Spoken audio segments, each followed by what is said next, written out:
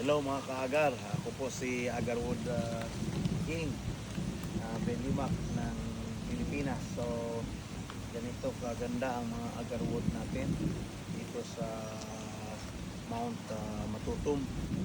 So nasa almost bago pa lang siya nag-kick, mga 2.5 years old pa lang itong mga agarwood natin.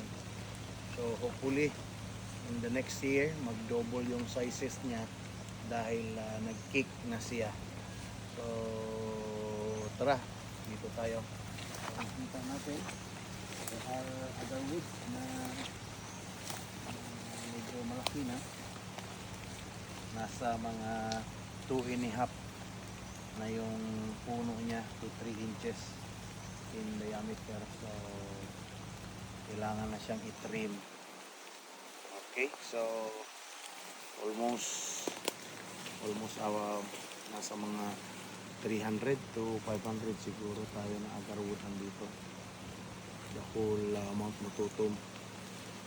So ito lang yung mga isa sa mga testing material natin, and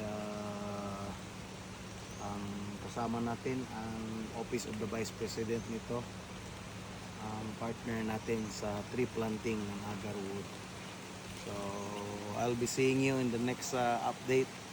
So again, mula dito sa Mount Matutum Agarwood Plantation, ito po yung kaibigan, si Agarwood King Belimac from the Philippines. Salamat. To God be the glory.